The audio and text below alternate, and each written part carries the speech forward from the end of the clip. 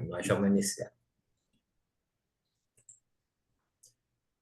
Então, boa noite a todos, sejam todos bem-vindos a mais uma quinta-feira de estudo do nosso livro No Mundo Maior, né? Esse que é a quinta obra dessa série trazida por André Luiz, através das penas queridas de Francisco Cândido Xavier.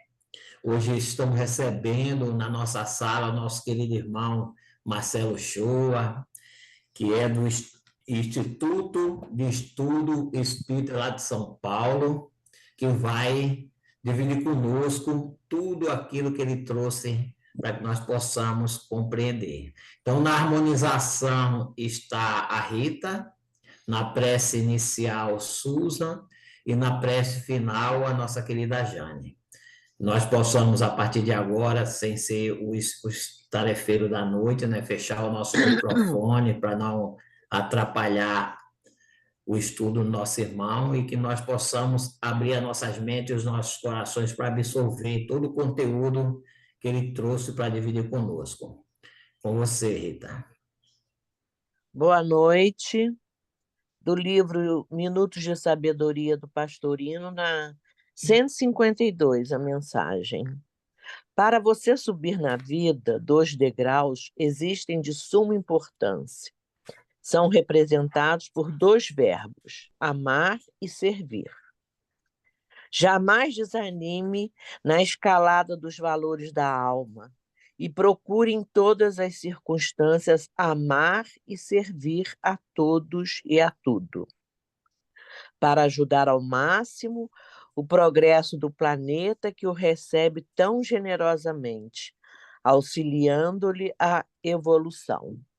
Que assim seja. Deus, nosso Pai de amor e de bondade, aqui nos encontramos reunidos em Teu nome para estudarmos um pouco dessa doutrina que tanto nos consola e nos esclarece. E já agradecemos, Senhor, pela grande oportunidade desta noite de estarmos juntos. Que o nosso irmão Marcelo possa ser intuído para nos passar o conteúdo dessa lição e que nós estejamos também preparados para recebermos toda essa aprendizagem que chegará até nós. Assim, Senhor, pedimos aos amigos espirituais que estejam conosco, nos ajudando e nos intuindo. Muito obrigada, Pai, e que assim seja, graças a Deus. Graças a Deus. Obrigado, Suza, obrigado, Rita. Para os nossos irmãos que entraram depois na sala, hoje estamos recebendo o nosso irmão Marcelo Shoa, do Instituto Espírita de Educação, lá em São Paulo, que irá apresentar o capítulo 4, intitulado Estudando o Cérebro. Boa noite, Marcelo. A palavra é sua, meu irmão. Obrigado, meu amigo. Obrigado, companheiros. Eu vou já colocar aqui compartilhar aqui com vocês a apresentação. E assim que chegar, se vocês puderem me avisar se vocês estão vendo a tela. Ok, tá tudo ok. Ótimo, muito bom. Bom, aqui a gente já antecipadamente já gostaria de, claro, né, agradecer o convite na pessoa do nosso querido amigo Francisco Sena. A gente vai tentar, viu, Francisco, passar a manteiga no pão sem esburacar a manteiga no pote, tá? O Francisco sabe do que a gente está falando. Então, a ideia aqui... Adorei, Marcelo. Tudo bem? Então, esse é um desafio aí que vai ficar entre nós. É um desafio meu para vocês, tá? Tentar não fazer buraco aí nesse pote de manteiga. Vocês estão numa jornada ótima, né? Estão estudando um livro assim super consistente da obra de André Luiz. André Luiz, assim como Manuel Filomeno Batista de Miranda, são 2 espíritos que estabeleceram um compromisso de sinalizar questões relacionadas ao mundo espiritual, né? A gente observa nas obras da codificação e em diversas obras subsidiárias diversos elementos, mas de verdade, elementos sobre o mundo espiritual, né?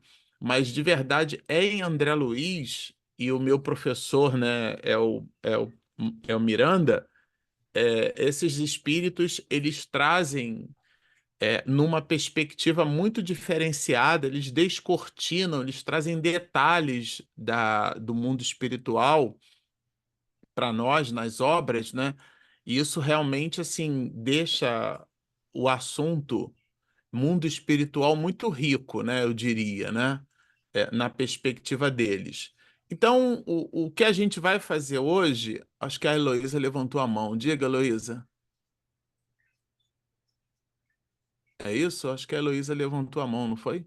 Não sei se ela clicou e ficou lá gravado, mas pode continuar, Marcelo. Tá bom. É porque, como é um grupo de estudo, vocês ficam à vontade para me interromper. Aliás, depois eu vou abrir aqui um espaço para a gente interagir, tá? A gente tenta é, não transformar esse momento nosso aqui exatamente numa palestra, né? Para não ficar assim muito passivo. Mas eu preparei aqui esse slot inicial, é um slot onde a gente pretende passar assim um conteúdo, né? E a ideia aqui é que a gente converse sobre essa obra no mundo maior. Todo mundo sabe que ela foi psicografada por Chico, né? Pelo espírito André Luiz, e o livro basicamente narra experiências espirituais nossas, né? Como é que é a vida depois da vida. É importante a gente mencionar aqui que o espiritismo acredita na morte, sabe? Eu, quando digo isso, eu faço uma pausa assim, né? Porque é uma afirmativa que, num primeiro momento, pode gerar até um certo incômodo entre nós, né? Sobretudo os mais ortodoxos. Então, eu repito, o Espiritismo acredita na morte. O que ele não acredita é no morto, porque a morte é um fenômeno biológico. Só que o que o mundo espiritual vem nos trazendo é que morrer é completamente diferente de desencarnar. Então, quando o corpo não oferece mais condições para que a vida se manifeste, quer dizer, o que que é um objeto inanimado? É um objeto sem ânima, sem alma, portanto, sem vida.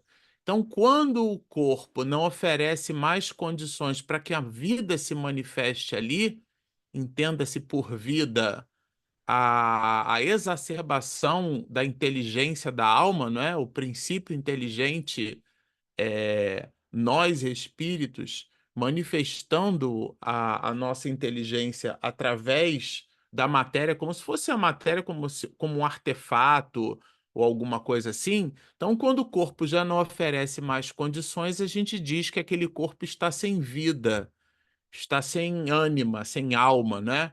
Então, como fenômeno biológico, é claro que o espiritismo acredita na morte. O que ele não acredita, repito, é no morto, porque não há morte, no sentido de que nós não acabamos. Então, é o que basicamente as obras de André Luiz trazem para a gente, e esse livro, No Mundo Maior, ele oferece para a gente diversos insights, vamos chamar assim, né? Insights para lá de significativos exatamente sobre a vida além da matéria. Isto é, ele narra situações, o livro traz para a gente elementos que fazem com que a gente reflita sobre a vida depois da vida. O que é importante a gente mencionar logo de cara é que o objeto das nossas atenções não deveria ser aquele de quem decora, sabe em que página está, em que trecho, em que capítulo. Quando a gente narra e observa as histórias, como a gente vê no capítulo 4 aqui, que a gente vai trabalhar mais adiante, que é a história de Raul, nós não estamos lendo a história desse espírito. O ideal é que nós buscássemos, né, é, nos compreender ali. Então, quem lê na Bíblia a traição de Pedro e acha que está lendo Pedro, não está entendendo muita coisa. Quem lê a vida, Judas traiu Jesus, Tiago teve desentendimento com Paulo de Tarso, porque Tiago era um judeu ortodoxo e ele acreditava que, por exemplo, para ser cristão não podia comer carne de porco, o homem tinha que ser circuncidado, porque eram práticas do judaísmo primitivo, e vamos lembrar que Jesus era judeu. Então, quem acha que está lendo essas histórias e está lendo essas pessoas, vocês vão me perdoar, mas está descascando a banana, jogando a banana fora e está comendo a casca. Não está conseguindo entender a essência da mensagem. Então, ali somos nós em Pedro, ali somos nós em Judas, ali somos nós em Tiago, nós em Paulo de Tarso, porque àquela época aqueles eram espíritos nobres, mas eram homens rudes de sua época. Amélia Rodrigues e Humberto de Campos descortinam mensagens onde Jesus, depois do terceiro dia, que ele então se aproxima de Madalena, né? E Madalena vai correndo ter com os discípulos para dizer: eu vi Jesus, eu vi Jesus. E os discípulos: mas você, logo você, uma prostituta. Então, esse tipo de observação é para que a gente se contextualize nela, sabe? Para que a gente se observe preconceituoso, para que a gente se observe eventualmente etnocêntrico, porque às vezes o nosso discurso, ele é muito arrumadinho, mas na prática a gente acha que é o espiritismo que salva.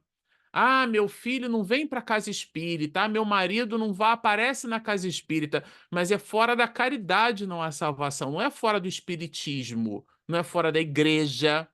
Não é fora da verdade, no sentido de que o conhecimento da verdade não é aquele que nos liberta. E olha que Jesus diz: conhecereis a verdade vos libertará. Aqui é muito interessante, porque esse conhecimento não é o conhecimento cognitivo exatamente, é a praxis, como se diz na academia, né? E a tese é dele mesmo: é pelas obras vos reconhecereis. Então, no fim do dia, o melhor aproveitamento desse livro, como de qualquer outro livro que traga ensinamento para a gente, é o quão nós estamos engajados na leitura e o quanto a gente consegue se contextualizar nos personagens que o livro traz. Porque senão a gente observa o livro numa posição de estudante à distância, ou como se a gente estivesse num pedestal, senhor dos fatos, e numa perspectiva em que a gente tivesse condição de estabelecer juízo de valor e, portanto, nós estivéssemos numa posição diferenciada para melhor. E não é isso. Todos nós estamos numa escola. O planeta Terra é uma escola. Então, aqui, essas entidades venerandas apresentam perspectivas de nós mesmos. Então, quando o livro traz informações sobre as colônias espirituais, sobre o trabalho que dignifica e o trabalho dignificante sobre as leis de causa e efeito, é para que a gente entenda no nosso contexto de vida como é que eu trato meu marido, como é que eu trato minha esposa, qual é a minha relação com o meu trabalho, como é que eu fico quando quando as situações adversas me contrariam. Aliás, isso é uma ótima reflexão. Como eu me sinto quando eu sou contrariado? E tudo isso dialoga com o que André Luiz colocou nesse livro.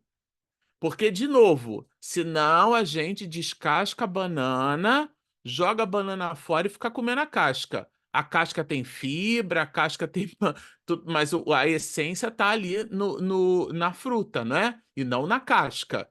Então, nesse sentido, é com esse olhar que a gente deve buscar o estudo da obra no mundo maior, né? Atingindo no cérebro o desenhozinho que a gente colocou ali embaixo, né? O coração.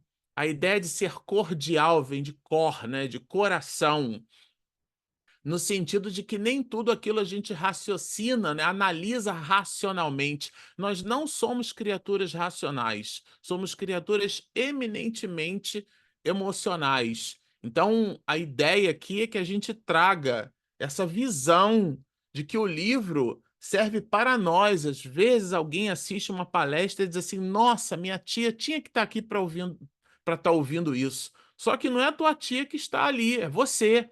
Então a mensagem é para você, a mensagem é para nós. Eu acredito ser muito adequado a gente começar a empreitada de estudar qualquer livro com esse mindset, sabe? Com essa visão, com essa perspectiva.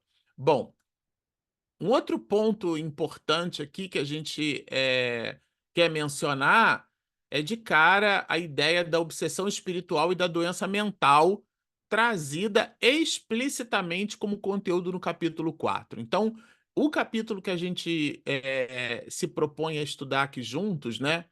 André Luiz e Clarencio também, né? Eles continuam, né? Vocês estão estudando o livro, eles continuam as suas observações num hospital, no mundo espiritual, e aí eles acompanham a assistência de um doente mental, dá para colocar dessa forma, né? Chamado Raul Silva. E nesse acompanhamento, eles produzem para nós uma espécie de testemunho, né? Do trabalho que os assistentes espirituais aplicam em relação à ajuda que promovem a Raul, que é um personagem que enfrenta, vamos dizer assim, uma gravíssima obsessão espiritual. Então, a gente observa no capítulo que a obsessão de Raul é muito complexa, porque ele está sendo influenciado por espíritos obsessores, profundamente ligados a ele por extremos laços de ódio e de vingança. Aqui cabe uma observação, a gente que estuda espiritismo já sabe disso, mas nunca é demais lembrar. Um obsessor não é um demônio. Um obsessor é um amigo nosso, que a gente traiu a confiança numa existência anterior e, como lembra Joana de Ângeles, aquele amor adoeceu, então inverteu a polaridade, não é nem reverteu, né? Porque reverter é voltar para o mesmo ponto. Reverter a 360 é voltar para o mesmo ângulo que estava antes. Então, inverteu a polaridade. A gente sai do amor para o ódio. A pessoa diz assim, em juízo, doutor, eu matei, mas foi por amor. Imagina se fosse por ódio, né? Então é aquele amor que adoeceu e ele se transforma em ódio. Essa é uma tese da veneranda Joana de Ângeles. Por nossa vez, a gente gosta de dizer que o contrário, o antônimo, né, de amor não é ódio, chama-se indiferença. E a indiferença é a capacidade ou a incapacidade, né, depende de como é que a gente observa isso, aquele comportamento nosso de passar ali na calçada e pular o mendigo na sarjeta e não dar a menor ideia, como se aquilo fosse alguma coisa que estivesse tisnando a paisagem pública, né? Como se fosse um obstáculo, uma pedra, um tronco de árvore ali no meio do caminho, e eu pulo. Então a pessoa fica completamente alheia à ideia de que aquilo é um ser humano. E essa mesma pessoa vai para a casa espírita na reunião mediúnica chorar e se emocionar com o diálogo dos espíritos. Vocês me perdoem a franqueza, mas isso tem um nome, chama-se hipocrisia, que é a nossa capacidade de dizer uma coisa e de fazer outra. Então, essa insensibilidade emocional, que ainda se traduz muito no discurso e pouco na prática, é o que a gente observa como elemento de conexão ou desconexão, porque nós nos ligamos aos espíritos pela ressonância vibratória. Então, quando a gente faz um tratamento de desobsessão, uma reunião de desobsessão, não é para expulsar o espírito, é para conversar e dialogar com ele, porque o espírito se sente conectado ao nosso psiquismo. Tá? Isso está lá no capítulo 23, não sou eu que estou tirando da minha cabeça, quando Allan Kardec define o que é obsessão. E a obsessão é essa conexão tenaz. É, existe um exemplo para isso que facilita bastante a nossa compreensão. Vamos imaginar que a gente pegue, por exemplo, um violão, né? Um violão de 6 cordas para ficar mais simples, né? Violão de 6 cordas de cima para baixo, as cordas são mi, lá, ré, sol, si, mi, ou mi, si, sol, ré, lá, mi, se for de baixo para cima, né? Mas a quinta corda, que que seria a segunda de cima para baixo, é a corda Lá. Ela tensionada, existe ali um traste que a gente faz um movimento de tensão, ou seja, a gente estica aquela corda. Ela tensionada no ponto correto, quando você solta aquela corda, ela vai produzir uma vibração.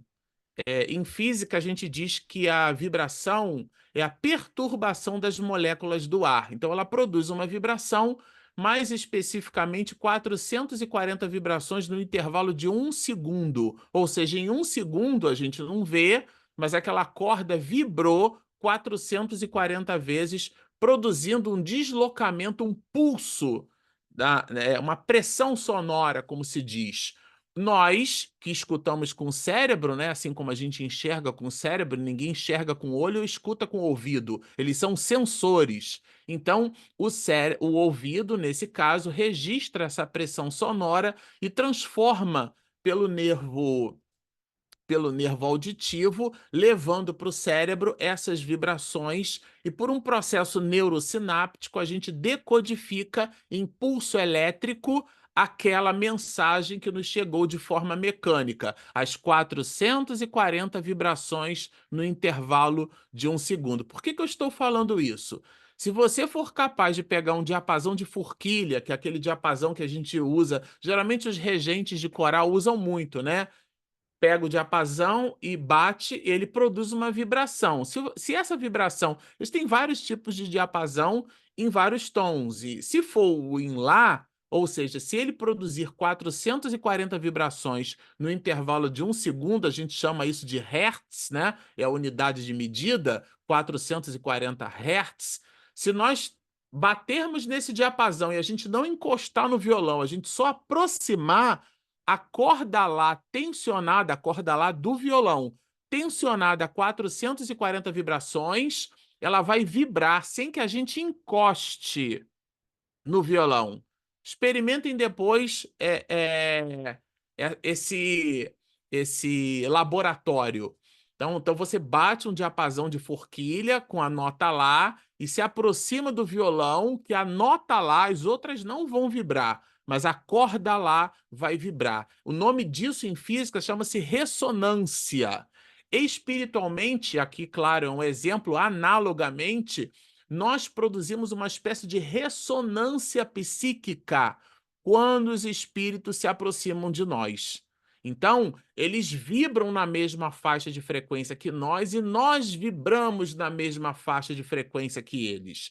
Por isso que Manuel Filomeno de Miranda chama esse processo de conúbio, porque há um casamento entre uma identidade vibratória do espírito e entre a identidade vibratória do obsessor. Então, o obsessor e o obsedado estão em conúbio, estão em contato espiritual. E aqui é o caso de Raul, que Miranda coloca como sendo conúbio, e André Luiz, no esclarecimento aqui da entidade espiritual, é o Clarencio, né? Eles vão falar justamente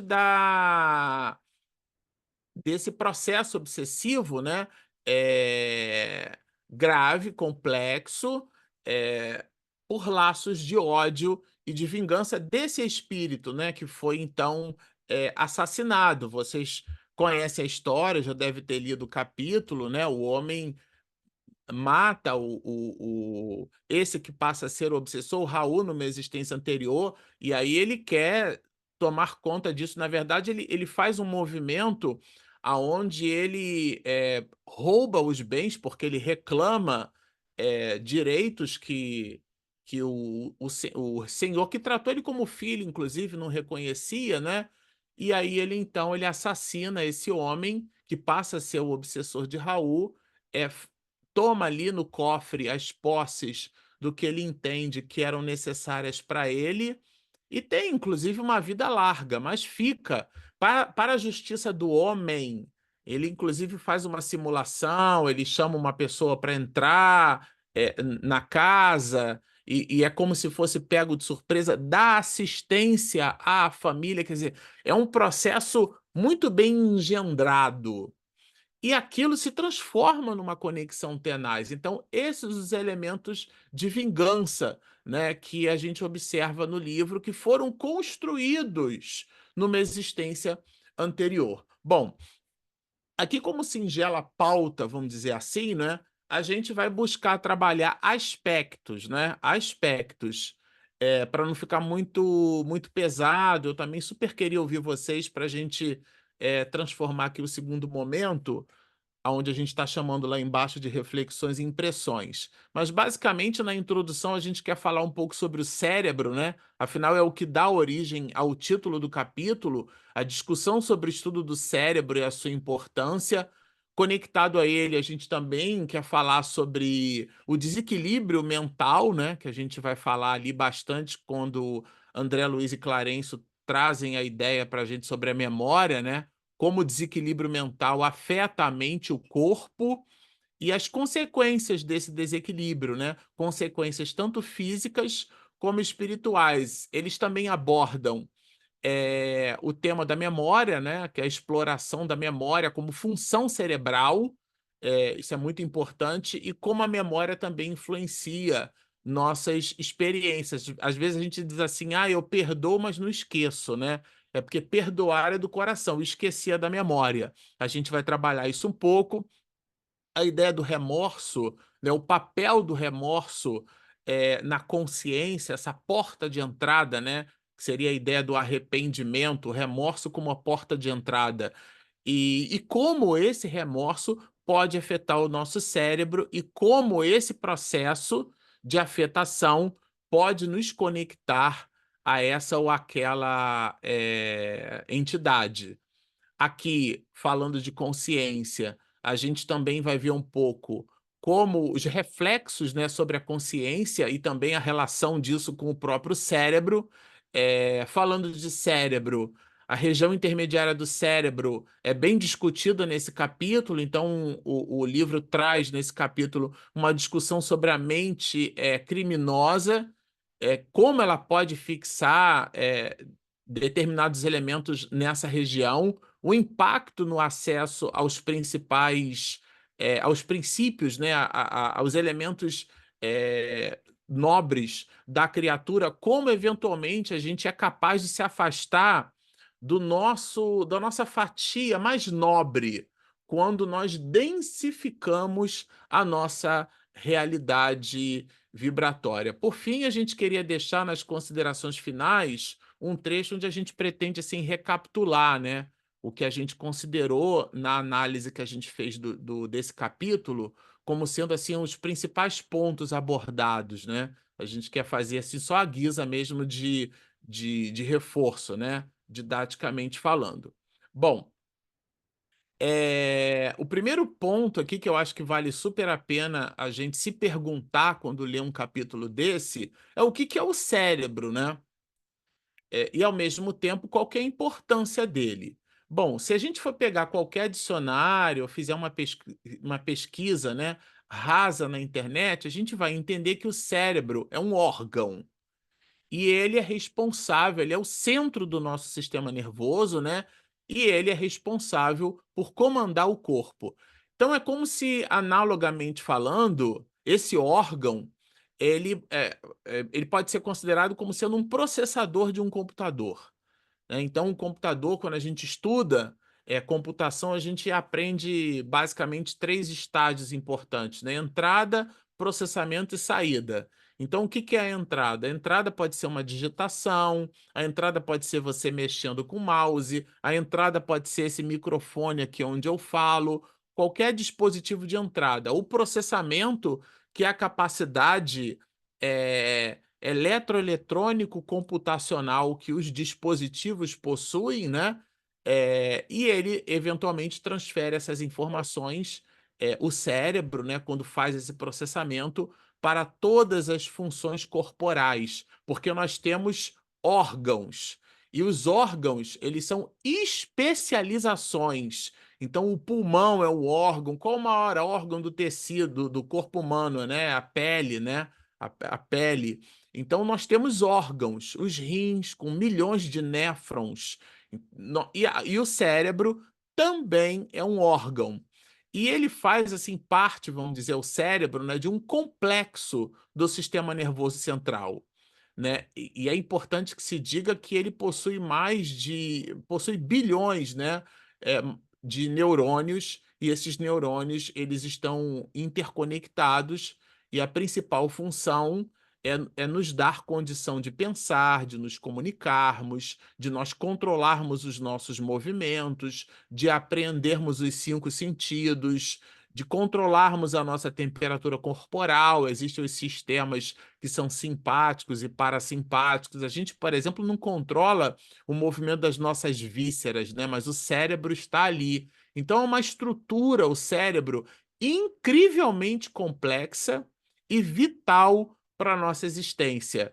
É até trivial e desnecessário dizer isso, mas sem cérebro não há manifestação da vida. Então, a importância, né? É um órgão que dialoga fundamentalmente com a manifestação da vida. Então, existe uma importância ali nesse órgão que é justamente o objeto das nossas atenções. Agora, para Clarencio, o que é o cérebro, né? Então, é a visão aqui, vamos dizer assim, numa camada mais espiritual, né? Para Clarencio, no capítulo, o cérebro humano, diz para André Luiz, né, meu amigo, não é apenas o órgão do pensamento comum. Isso aqui é o que o senso comum, o que a medicina, o que a ciência vai trazer para a gente como elemento. E não tem nada de errado com isso, tá, gente? Nada de errado com isso. Aqui é uma extensão desse pensamento. Então, não é apenas o órgão do pensamento comum, mas também o santuário. Olha que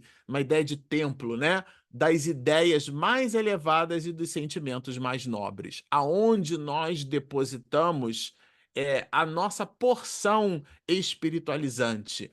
Já aqui falando desse lado, mas tem o outro lado da moeda. Os pensamentos inferiores, nutridos por ódio, inveja, ciúme ou rancor, podem potencialmente, né? Aqui lembrando Aristóteles, né? O conceito de ato e de potência, né? Então, a árvore é uma semente em ato, né? Ela se transformou e a semente é a árvore em potência.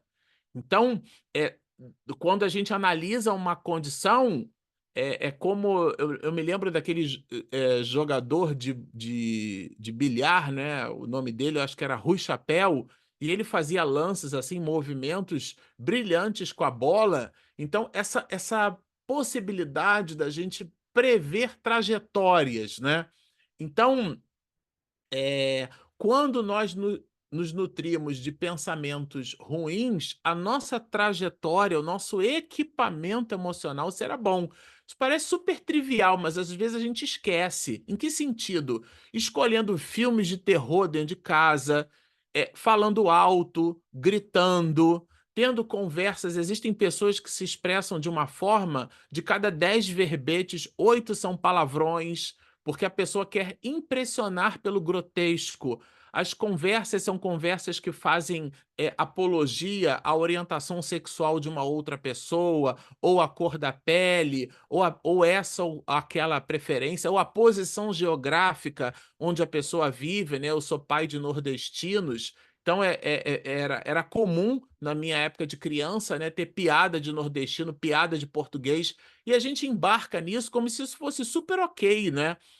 Na verdade, nós estamos construindo estereótipos e, ao mesmo tempo, movimentos etnocêntricos, estabelecendo no diálogo algo como se a nossa posição fosse superior à do outro ou à dos outros, né? É tão interessante quando a gente viaja, porque a viagem, sobretudo para um outro país, nos dá uma ideia de que a nossa maneira de ver e de enxergar a vida não é única. Então, as mulheres muçulmanas, por exemplo, né, que elas cobrem ali o cabelo naquela sociedade ele é visto como um elemento erótico, assim como os seios da mulher para o ocidental.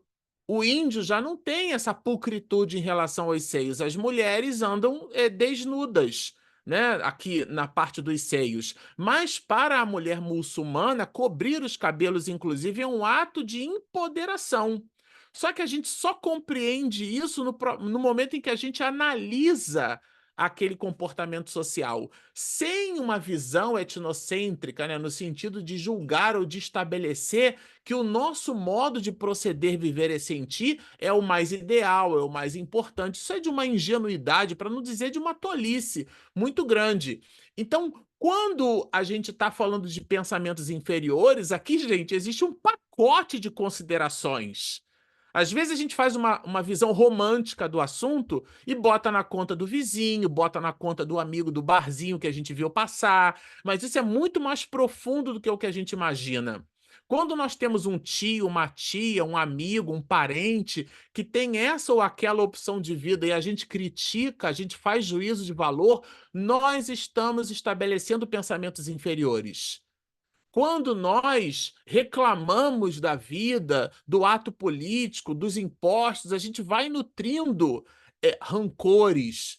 Quando a gente percebe o nosso companheiro no trabalho que recebeu uma promoção e a gente julga que aquela promoção não teve meritocracia nenhuma, ali naquele tisnados de ciúme, porque a gente que queria estar naquela posição. Então são elementos sutis que precisam ser absorvidos quando a gente lê esse capítulo. De novo, aqui a gente não está estudando o comportamento de Raul, não é Clarencio falando para que a gente tenha decorado, é Clarencio falando para nós. É André Luiz nos trazendo o ensinamento. Então, tudo isso pode criar formas de pensamento que se enraizam no cérebro, causando perturbações mentais e físicas. Então, tudo começa na mente. Então, a condição preponderante é na mente, a predisponente são eventualmente aquelas que a gente nasceu com a predisposição. Existem pessoas que têm uma predisposição para desenvolver uma doença cardiovascular ou cardiorrespiratória e não desenvolve, porque ela tem um tipo de vida, um tipo de comportamento, um estoicismo moral. Tem gente que reclama da vida, a pessoa traz para si uma carga negativa, né? Um diálogo, existem pesquisas científicas que mostram que um diálogo de 30 minutos com uma pessoa reclamona promove na gente, a depender do nível de engajamento que a gente tem, né? Como a gente entra naquela conversa, libera em nós uma quantidade de cortisol que a gente leva assim horas para tirar aquilo da corrente sanguínea, sabe? Então a pessoa tem gente que tem esse hábito de reclamar. E claro, ela vai ficar cheia de alergia, ela vai ficar cheia de coça-coça, cheia de funga-funga, porque o pensamento dela é um pensamento já conectado nessas questões. Não estamos aqui falando sobre patologias genuínas e legítimas que eventualmente abraçam a nossa trajetória naquela existência, mas de situações que nós mesmos fabricamos. Aliás, os médicos dizem isso. Ah, você fez uma pressão arterial. Você fez um diabetes. Quer dizer, a gente fabrica. Os médicos chamam até de doença crônica, que vem do deus Cronos, do deus do tempo. A pessoa investe tempo comendo comida com muito sal. E aí ela faz um quadro de pressão arterial elevada e não sabe por que, ainda bota na conta da reencarnação. Ah, é meu karma.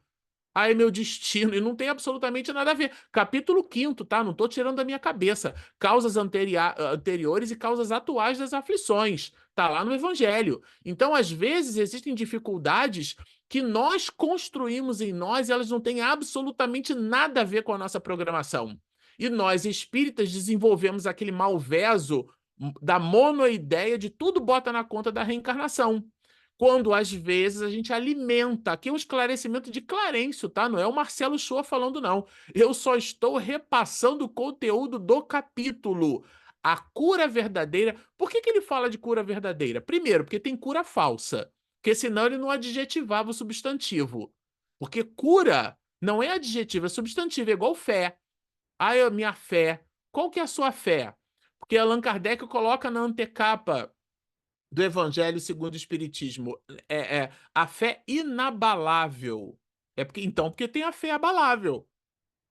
Como é que é a tua fé? A fé inabalável só é que pode encarar frente a frente a verdade em todas as épocas da humanidade. Então tem a fé que se abala, a abalável. e tem uma outra que é inabalável. Se tem a cura verdadeira, é porque tem a cura falsa. Percebem? E se tem a cura, é porque nós somos doentes. Certo? Olha quanta informação tem nessas palavrinhas. A cura verdadeira. É uma locução simples, mas ela traz um monte de elementos de reflexão. E ela depende de quê, essa cura? Depende da renovação mental. Tudo começa na mente. E da mudança de atitude, claro, porque você pode estabelecer propostas de ação, mas você precisa agir. A fé sem obras é morta. A tese é de Jesus. Então é a nossa atitude perante a vida, é o que a gente faz que determina o que a gente é. Pelas obras vos reconhecereis. A tese é dele, não é nossa. É preciso educar o cérebro. Porque vejam, no estágio evolutivo onde a gente se encontra, se existe uma pessoa conectada, por exemplo, né? Eu conversava com a minha prima e com meu primo, né? De uma pessoa que eles citavam, né? E tiveram um episódio, inclusive, que a pessoa viu uma jovenzinha e ele se conectou pelo olhar com uma jovenzinha num ato de luxúria, gerando um constrangimento enorme. E existem pessoas que fazem isso sem se dar conta. A mulher passa, e aí a pessoa olha a mulher, e olha indo, olha vindo, no ambiente de escritório. E eu conheço colegas de trabalho meus que são pessoas extremamente competentes, mas elas passam da linha quando elas estabelecem para elas esse comportamento como uma praxis, como modus vivendi, como modus operandi. E a Joana nos lembra que a erva daninha a gente só nota quando ela medra. Então a pessoa coleciona aquele comportamento. Aristóteles nos diz que o vício é uma segunda natureza do hábito. O hábito se transforma em vício quando ele nos domina. E aí, quando ele nos domina, forma em nós essa segunda natureza. Então, existem questões em nós que a gente precisa educar. Então, quando a gente percebe que um pensamento, que uma percepção não é boa, e não tem nada de errado com isso, nós somos alunos da vida, na vida. Decorar uma tabuada, a gente decora errando. Em ciência, o acerto faz. O erro é o que compõe o acerto. É o erro. Thomas Edison, até ele identificar que ele precisava fazer vácuo no bojo, porque queimava o filamento quando incandescia, o auxiliar dele já não aguentava mais. Ele não, a gente descobriu várias formas de não fazer. Centenas de experimentos, já estava na exaustão, até que ele teve o eureka. Então esse é o processo de aprendizado, ou seja, quando a gente perceber que está invejoso, está se percebendo assim, eu vou fazer palestra lá, vou falar no mundo maior para um monte de gente, né? Eu vou ficar, né, como dizia minha avó materna, igual pombo no cio, né? Estufa o peito assim para aparecer para as outras pombas, né? Eu me lembro quando o Rossandro nos chamou pela primeira vez para a gente participar de um congresso espírita no Rio Grande do Norte, que eu dividi púlpito com Hervínia Prada, com um monte de gente de nome aí no movimento espírita, né? Daí, quando chegou a minha vez, que eu vi aquele mundaréu de gente, eu falei, nossa, então é isso. Opa! Na mesma hora eu reconheci o sentimento e busquei tratá-lo, trabalhar, não é esconder para debaixo do tapete. É a 919 de Santo Agostinho, que virou clichê entre nós, mas é ser fair play consigo mesmo. Eu sou invejoso. Eu sou orgulhoso. E não é aquela pessoa que eu sou assim mesmo, né? O super sincero, a pessoa gosta do defeito que tem, né? Não. É reconhecer a dificuldade e trabalhar para modificar-se, né? Mudança de atitude perante a vida. É isso que ele chama de educação do cérebro. É a gente reconhecer um pensamento e transformar, repolarizar esse sentimento. Porque é ele que vai criar quando a gente agasalha aquilo que Clarence vai chamar de desequilíbrio mental, que aí vai formar na nossa memória, no nosso estado consciencial, a gente vai persistir aquele comportamento. Então, aqui, né, Clarence vai descrever para nós muito fortemente, né, como é que a mente criminosa trabalha, como é que ela se mostra atormentada. E por crime, não é só o assassinato que a gente vê aqui em Raul, é o crime que a gente comete perante as leis de Deus para conosco. Então, nós estamos mergulhados na vida, né? E aí, nesse sentido, o cérebro, ele, que é o órgão que manifesta as potências da alma, ele vai encontrando dificuldade de acesso a esses princípios mais nobres do ser. Porque, em uma perspectiva espiritual, vamos dizer assim, né, que vai além da visão científica, né, a obra, ela justamente nos convida a refletir sobre a complexidade da estrutura cerebral, mas numa perspectiva espiritual. Por isso que ele fala de cura verdadeira. Então aqui eu separei 3 bullet points. O primeiro para falar do cérebro humano na perspectiva de Clarencio, que não é só um órgão do pensamento, é um santuário de ideias nobres. Depois, além de falar de ideias nobres, a gente trabalha com Clarencio a ideia de pensamentos inferiores, que eles podem nos adoecer ou provocar doenças. André Luiz chama de vibriões mentais, né, de formas de pensamento. Miranda também trabalha muito isso, né? A ideia de que a gente plasma, cria uma ideoplastia, ou seja, esses vibriões mentais podem ser formados pela plasticidade das nossas próprias ideias, e essas formas de pensamento que são vivas, porque são formadas, são alimentadas pela energia do nosso próprio psiquismo, como um dínamo vibracional, elas nos retroalimentam das mesmas vibrações. E a pessoa está sempre com dor de cabeça, ela tem úlcera, ela tem um coça-coça. É claro que aqui eu não estou dizendo que quem tem úlcera ou quem tem dor de cabeça tem exatamente essa psicogênese. Mas o que é importante notar é como essas manifestações podem ter a sua psicogênese num comportamento que começa na mente. Começa no uso do cérebro como órgão, que comanda para o sistema nervoso central, orvalha ao sistema nervoso central de uma série de elementos. Nós somos criaturas no mundo, né? Por isso que ele vai falar da verdadeira cura. Bom, trabalhando, eu queria aqui trabalhar com vocês 3 grandes pilares sobre desequilíbrio mental e memória, trazidas no livro, né? O autor, ele vai explorar, vamos dizer assim, profundamente o desequilíbrio mental e a memória através dessa história, né? André Luiz vai descrever o desequilíbrio mental como sendo um dos agentes que afeta a mente humana, né? Então aqui existe um pensamento de Clarencio, né? Que ele vai nos revelar o seguinte: as lembranças dolorosas e as emoções negativas que Raul guarda em sua memória, que é aquela questão do estado culposo e doloso, né? O dolo é quando a pessoa tem a intenção de fazer e ela percebe isso, né? Então, são como feridas abertas no seu campo mental, alimentando processos obsessivos que desequilibram sua mente. Então, quando nós temos uma atitude, numa certa perspectiva, foi o que aconteceu com, por exemplo, né, com Judas, quando ele suicida. Porque ele dá-se conta do que ele fez. Ele, meu Deus, o que foi que eu fiz? Só que ele entra num estado de remorso. E esse estado de remorso, por isso que Joana de Ângeles trabalha o conceito de responsabilidade, porque o remorso ele pode puxar para baixo, ele pode prostrar. Quando a responsabilidade, tá bom, já entendi a bobagem que eu fiz, como é que eu resolvo isso aí? Tá certo?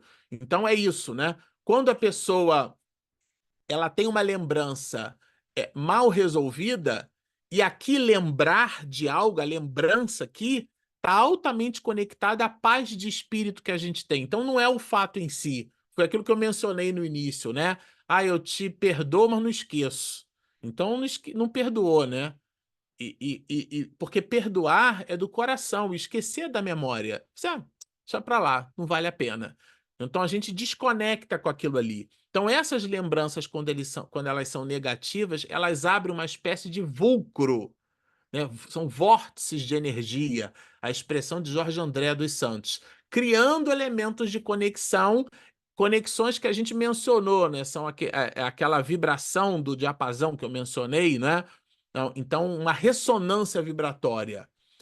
igualmente aqui os pensamentos nocivos. Vejam, os pensamentos desajustados que Raul cultiva há anos. Vejam, são as doenças crônicas da alma, né? Ele cultiva há anos, contribuíram para o desequilíbrio mental que ele experimenta agora. A gente olha uma situação muito difícil. Eu me lembro, gente, quando eu visitei a colônia de Curupaiti, logo assim que eu fiz 18 anos, porque eu frequentei durante muito garoto, né? 12, 13 anos de idade, e tinha uma ala que a gente só podia entrar depois de 18. Quando eu completei 18, até por curiosidade, né? O que que tem ali, o que que tem ali? E a gente distribuía sabonete, pasta de dente, revista, né? Na colônia de Curupaiti. E quando eu completei a idade protocolar, eu entrei em determinados ambientes que eram fezes espalhadas pela parede, então situações assim muito deprimentes, né? Um estado, né, muito deprimente. A pessoa, além de ranceniana, ela já visitava ali um estado de loucura. Então são esses pensamentos desajustados, eles criam realmente um desequilíbrio mental, né? A mente, quando saturada de ideias negativas, o que que acontece? Ela perde a capacidade de se harmonizar com as leis divinas. Essa harmonia, a pessoa não percebe, ela não sente. Você vai para uma reunião mediúnica e o esclarecedor ou o dirigente da reunião pensa numa flor, pensa numa noite estrelada, né, com a lua cheia, brilhante. A pessoa não se permite aquele clichê mental, ela não olha para a natureza. Como é que ela vai fabricar aquilo dentro de si?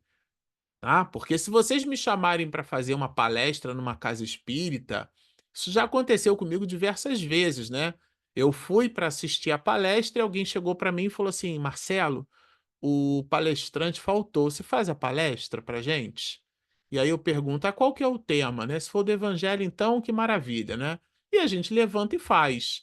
Então, eventualmente, o verbo, ele se improvisa, mas a concentração não improvisa. A concentração, a atitude no bem, a gente não improvisa. É uma conquista fabricada no exercício do dia a dia. Então, a mente é como se fosse um macaquinho que está pulando de galho em galho. Tem uma hora que a gente tem que fazer um exercício. A meditação é isso, né? É tentar deixar um macaquinho só naquele galho. Pensando, foco, né? Pressão é igual a força sobre área, é dar foco. O que que é isso? Uma pessoa de 100 quilos em pé no estrado sem colchão, ela pode pegar aquele filamento, né, do estrado e quebrar eventualmente. Ela tem 100 quilos. Agora, essa mesma pessoa de 100 quilos deitada, ela distribui o peso dela. Então, pressão é igual a força sobre área, é foco. Quando a gente dá foco numa atividade, a gente põe a energia, no caso ali da força-peso, concentrada naquela área. Então, aqui, quando a nossa energia está concentrada, quando a nossa mente está concentrada para o bem, nós teremos pensamentos bons e ideias boas. O professor Jorge André, que a gente mencionou, ele dizia para a gente, né, lá no ICEB, no Instituto de Cultura Espírita do Brasil, uma pessoa que pensa no bem, vibra no bem e age no bem, o bem já está com ela. Ela não precisa desencarnar e ir para uma região no mundo espiritual. A gente tem muito isso, né? O reino de Deus está dentro de vós, a tese é de Jesus, não é minha.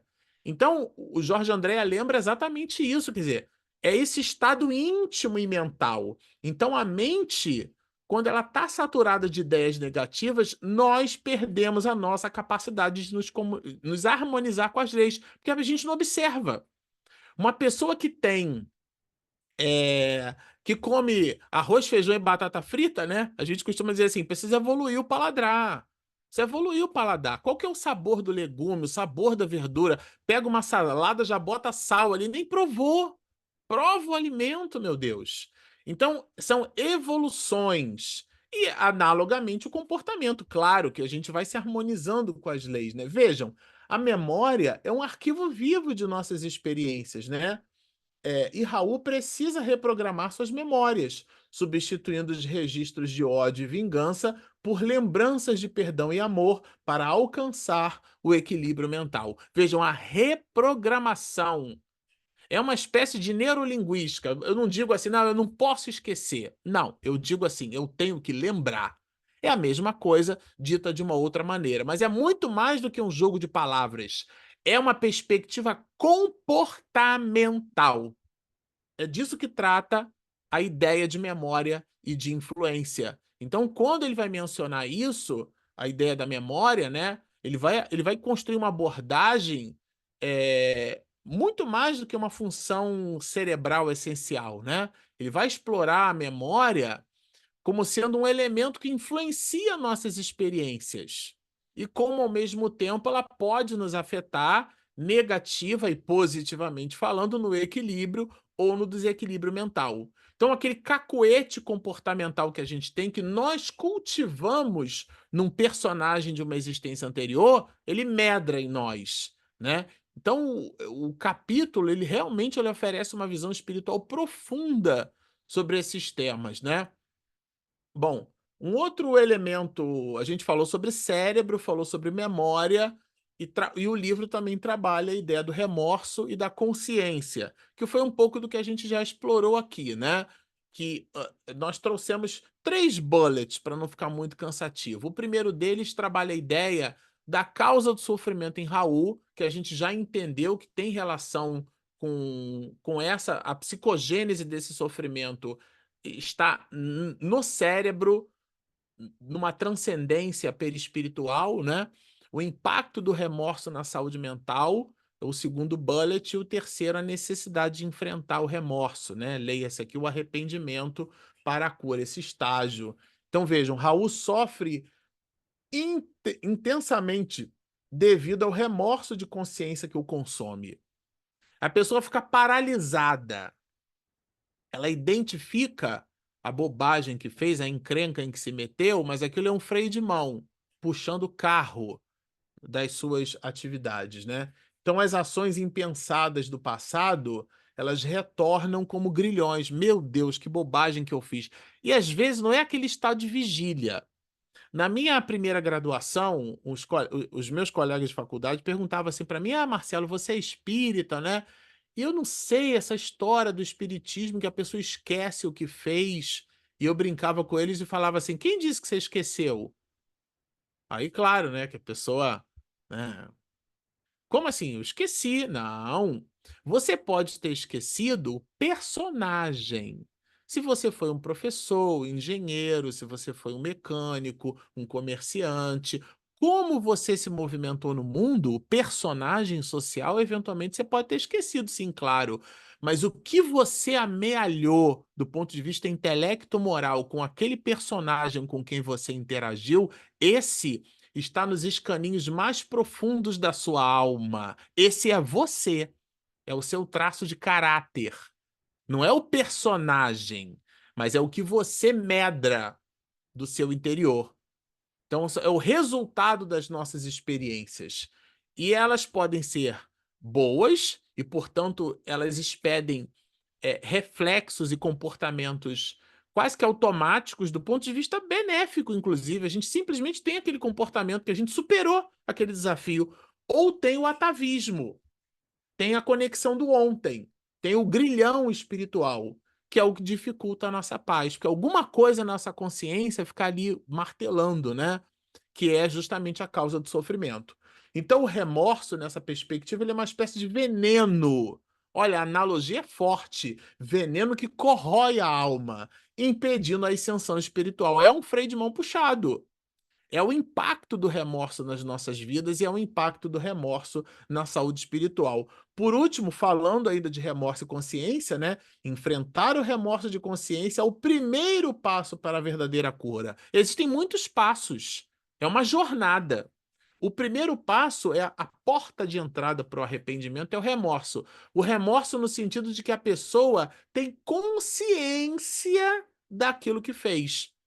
Quantas narrativas no mundo espiritual o espírito se apresenta, né, como sendo uma entidade, e de repente, quando ele se dá conta de que ele não é nada daquilo, ele adquire uma tessitura perispiritual cheia de chagas, aquele, no caso, manifestando-se como homem ou como mulher corpulento, ele adquire uma fenomenologia aonde definha, que dá-se conta é a porta de entrada para o arrependimento e, portanto, para a cura. Porque a pessoa não entra num estado de alienação. sobre si mesma. Então, muitos de nós vivemos uma vida automática. E isso é um ponto de atenção muito relevante, né? E o remorso é esse elemento. Bom, para a gente encerrar, porque o tempo é muito vigoroso, eu queria abrir aqui para perguntas e respostas. O que a gente pode tirar do livro, basicamente, assim, né? À guisa de resumo. Três elementos muito importantes. O primeiro deles é a observação do próprio caso de Raul, tá? André Luiz e Clarence, eles muito fortemente observam na condição de Raul um doente mental. E aqui, de novo, a gente analisando a vida dele para a gente tomar conta da nossa, né? Em cima de uma obsessão espiritual grave e, ao mesmo tempo, trazendo para nós o impacto que as influências espirituais negativas exercem sobre os nossos pensamentos. Quando a gente der conta que está ali, às vezes aquela irritação com o marido, meu filho não lavou a louça, coisas simples, gente. Coisas simples. O ótimo é inimigo do bom. Feito é sempre melhor que perfeito. Porque às vezes a gente acha que a evolução espiritual é construir um centro de caridade para não sei quantas mil pessoas. Isso a gente deixa para as grandes almas. Se eu for capaz de educar o meu filho, de ter uma boa convivência no lar com a minha família, já está bom demais. E isso a tese não é minha, né? É da Madre Teresa de Calcutá, quando ela foi questionada a esse respeito, quando da dissolução dos problemas do mundo na busca da paz, né? Busque a paz dentro de casa, dentro do seu lar. Se cada um de nós fizer o melhor dentro do cadinho doméstico, nós estaremos muito bem. Ao mesmo tempo, né, como segunda perspectiva, as explicações que o capítulo traz sobre mente e corpo. Né? Clarencio explica, né, um diálogo ali com André Luiz, a importância do cérebro, mas como centro das ideias e dos sentimentos. Né? E, ao mesmo tempo, eles destacam como os pensamentos negativos são capazes de criar desequilíbrios espirituais. Né? E o contraponto disso, a profilaxia dessa constatação, é a necessidade do cultivo. Eu gosto dessa palavra cultivar, é como uma plantinha, uma suculenta, sabe? Uma planta suculenta, então ela gosta de pouca água e muito sol. Tem planta que gosta de sombra, tem planta que é meia sombra, tem planta que você tem que aguar todo dia. Eu gosto dessa ideia do cultivo, porque cada um de nós é uma planta. Cada um de nós tem uma forma de interagir com a vida, mas a gente precisa cultivar pensamentos bons. Por último, né? E não menos importante, o papel do remorso. O papel dele, porque ele tem um papel importante, ele é um estágio, ele é um passo, ele não é o único. Porque a mudança espiritual é uma jornada. Se ele é uma jornada, são múltiplos passos. O primeiro deles, a porta de entrada para o arrependimento, é o remorso. Uma espécie de constatação plena da própria bobagem em que a gente se colocou ali. Então, tudo isso, né, dentro da análise consciencial de Raul, onde Clarencio aborda para a gente, ele vai destacar a importância do perdão. Essa palavra perdão, quando a gente diz assim, pernoitar, né, o prefixo pernoitar é estabelecer um ciclo acordado, né? O ciclo à noite acordado, pernoite. Perfeito, a palavra perfeito é um ciclo completo de feituras, algo que está feito. Perfeito é o que está feito por completo. Por isso que nós somos imperfeitos, porque ainda não nos completamos. Imperfeito não é uma expressão pejorativa. Imperfeito é sinônimo de aluno, por exemplo. Imperfeito é aquilo que ainda não se completou. E a palavra perdão é um ciclo completo de doação. Essa que é a ideia. Então, esses são os elementos de cura espirituais, que é, do ponto de vista basilar, o objeto de reflexão dessa superobra. Bom, esses foram os elementos que a gente buscou aqui extrair desse capítulo, que é para lá de denso, né? E instigando a gente aí a pensar um pouco mais na obra, viu? Obrigado, Marcelo, por tudo, né? Pelo estudo maravilhoso. Nancy, Chico, Jane, quem quiser fazer alguma pergunta para o Marcelo, tecer algumas considerações, É só abrir o microfone. As minhas considerações que eu ainda estou carburando, ainda estou pensando em tudo que o Marcelo passou para a gente. Não conseguia nem piscar, cara. Para mim foi maravilhoso. Perfeito, Marcelo. Valeu os buracos da manteiga, né? Opa, é isso aí. Muito bom.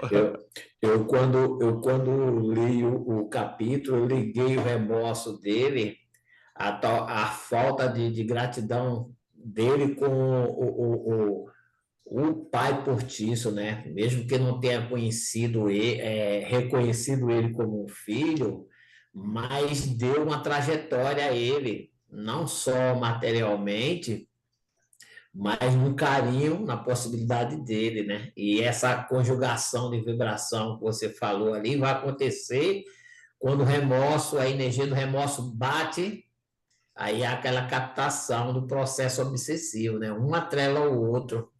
Ele já vem carregando aquele fardo pesado, né? De ter tirado a vida daquele companheiro. Eu te agradeço, meu amigo, pela visão que nos trouxe do capítulo. E a gente, sabe, eu vou trazer para vocês assim, até para materializar, para ficar fácil, né, da gente tangibilizar. Quando eu comecei a trabalhar muito cedo, né, com 13 para 14 anos de idade. E aí a minha avó materna tinha uma admiração por mim. A minha avó era analfabeta, né, trabalhava como faxineira numa clínica ortopédica. E ela disse que ia comprar para nós um saco de feijão e era uma televisão que a gente ganhou, eu e minha irmã. E hoje eu me dou conta em quantas prestações aquela mulher comprou aquela televisão. Por que que eu estou dizendo isso? Porque no meu primeiro emprego, a minha avó me pediu um maço de cigarro o que eu devolvi para ela foi uma palestra azeda sobre os malefícios do cigarro. E eu só me dei conta disso quase que 10 anos depois do quanto eu fui. Aí, aquele remorso que a gente coloca, né? Do quanto a minha atitude foi canhestra, sabe? Foi desconectada de uma sensibilidade. Então é isso. No fim do dia, o livro nos convida a esse tipo de reflexão. Às vezes a gente se empodera de um conhecimento absolutamente inócuo do ponto de vista do afeto. A gente precisa ressignificar isso, tangibilizar o conhecimento no sentido de que as pessoas se sintam abraçadas por nós. Tem gente que quando se aproxima de um grupo, ela é tão chata que o grupo vai todo embora.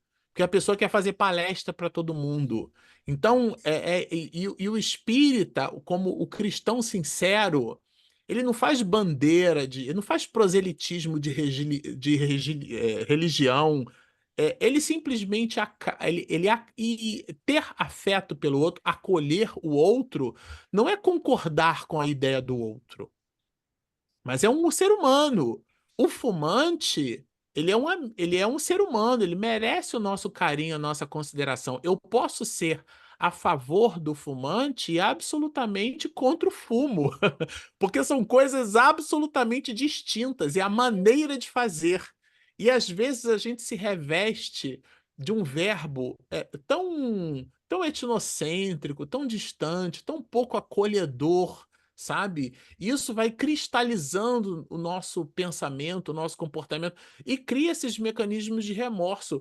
Eu me lembro o quanto depois eu me decepcionei. Eu precisei de mais de 10 anos para entender o que foi que eu falei com a minha avó, sabe? E aí eu fico imaginando esse homem, o quanto não doeu na alma dele ele ter assassinado uma pessoa que tratou ele como filho. É isso que André Luiz traz pra gente, né? Mais alguém gostaria de falar alguma coisa? Algo para o Marcelo perguntar? Então, Marcelo, mais uma vez, reiterar a gratidão, agradecer a você ter disponibilizado esse tempo para dividir conosco o fruto dos seus conhecimentos, né? Fica aí também o convite para as outras obras. Nós pretendemos estudar as 13 obras e pessoas como você faz parte do nosso plano, tá bom? Então, Obrigado pelo convidar carinho. nada, meu amigo. E quando vier subir a serra, vem nos visitar, tá bom? Vou ali, vou Então, tomar um café, comer um pão com manteiga lá com o Chico Sena, mas sem fazer buraco na manteiga, viu? Vai ficar lisinho assim, tá? Você isso tem que levar aí, sua mãe ó. para ficar nos regulando, Marcelo. Isso, ela vai ficar É. prestando atenção. Muito bom. Nos deixou curioso para saber que buraco é esse. Depois o Chico conta para vocês essa história aí, né, Chico? O Chico conta. Aliás, desse estudo maravilhoso do Marcelo, eu vou dormir com a dúvida sobre o buraco no pote de manteiga. Um dia isso será revelado. Jane, você encerra para a gente, por favor? Sim. Pai, neste nosso momento da prece final, só podemos agradecer. Agradecer ao nosso Deus, a Jesus, nosso Mestre, a espiritualidade que nos ampara e nos assiste, nos fortalece cada vez mais para que nós possamos ter a claridade desses ensinamentos trazidos pela doutrina espírita e colocados de forma tão clara para nós pelo nosso irmão Marcelo. Agradecer a oportunidade desta reunião, desta noite, onde nós pudemos perceber o quanto esta doutrina nos faz refletir sobre esse nosso caminhar, sobre essa nossa trajetória e nos fazer cada vez espíritos melhores, entendendo, mas principalmente nos transformando, nos reformando, nos colocando no caminho certo, dentro daquilo que o Pai deseja para cada um de nós. E não poderíamos finalizar este dia de estudo com muitos, muitos agradecimentos. Assim, envolvidos nessa paz, nessa tranquilidade, com todos esses ensinamentos, queremos pedir a permissão para que nós encerremos o estudo desta noite, dando graças a Deus, e que assim seja. Obrigado, Jane. Obrigado a presença carinhosa de todos e fica o convite para quinta-feira que vem. Um abraço, Muito gente. obrigada, Marcelo, Boa noite. Obrigado, pelo seu estudo. Muito Boa noite. obrigada. Boa noite a todos. Muita gente coisa a Boa fazer. noite. Boa noite. Boa Boa noite. noite. Boa Obrigado, noite. Marcelo. Boa noite. Fique com Deus, Marcelo. Tchau, tchau. Obrigado, Chico. Um abraço, Tchau, gente. querido. Dá aí, um abraço a todo mundo.